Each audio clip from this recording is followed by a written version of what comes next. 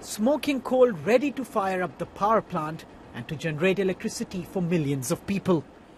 While power cuts are a common phenomena in most parts of India, here the government claims to provide uninterrupted electricity across the state. It's just one of Gujarat's proud boasts. They have also invested in constructing smooth roads and new seaports.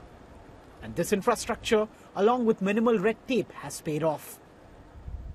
It's attracted a flurry of international and domestic companies to come and set up industries across Gujarat over the last decade, making it one of the fastest growing states in India. And here at least, there's no doubt who they think deserves the credit. In last 10-12 years, the Gujarat is being operated on a focused way, and that focus has come from Mr. Narendra Modi and his team, and there are expert people. There are expert advisors in the system who has identified the locations, given the priority to the entrepreneur who can put up the plant, and it is being monitored.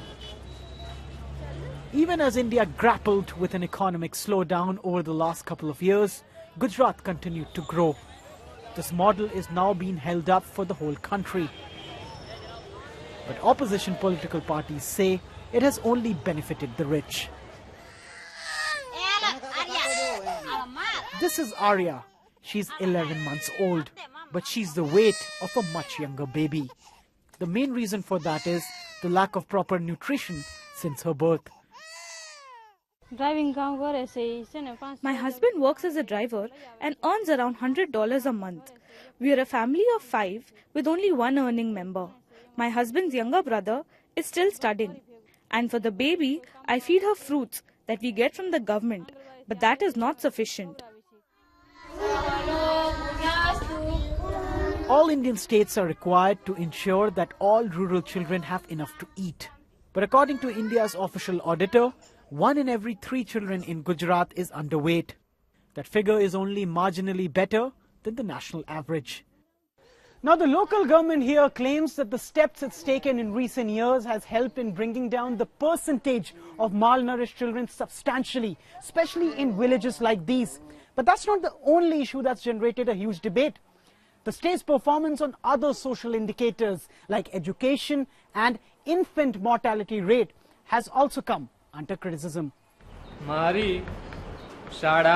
Mr. Modi's critics argue that until Gujarat substantially improves its performance in areas like healthcare and schooling, questions about the state's development model will remain. And it's certainly an issue that sparks debate. So we caught up with 2 economists to get their take on whether the state really is an example for the rest of India to follow.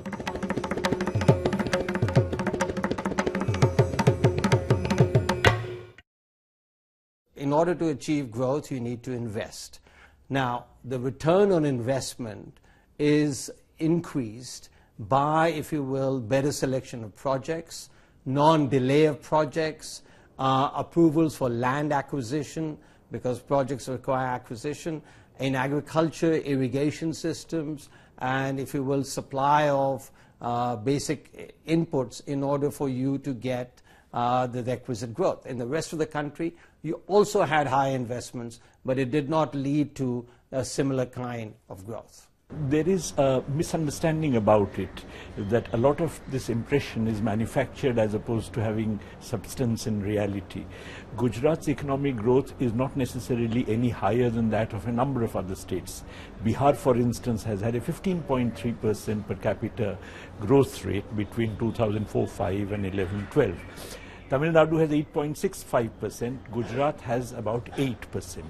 Even Kerala, which is a state which has not particularly followed a pro-corporate strategy, has had a 7.9% growth rate. So it's not as if Gujarat is an outlying performer in terms of growth rates during the last decade.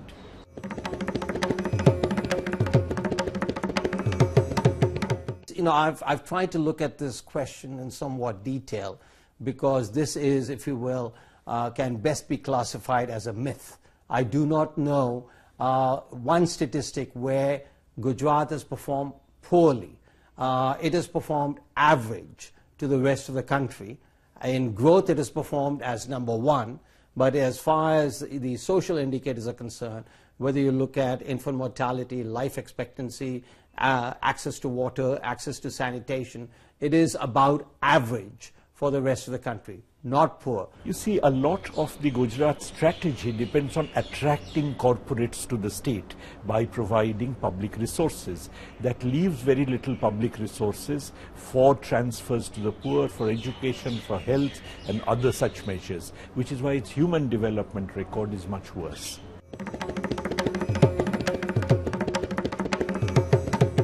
There's nothing very unique. It's basically the provision of economic freedom, allowing decisions to be made and implementing decisions, removing roadblocks from investments. That is something that every successful country, including India, had done in the past, and if you will, China has done for 30 years. So the same, if you scratch the blood of a Gujarati, it's red. If you scratch the blood of the rest of India, it's also red. So there's no reason why what has been done in Gujarat cannot be transported to the rest of the country. There is not a Gujarat development model to be emulated, because in terms of growth it is no better than several other states, and in terms of human development it's even worse than several other states. So its emulation for the rest of India would actually be very unwise.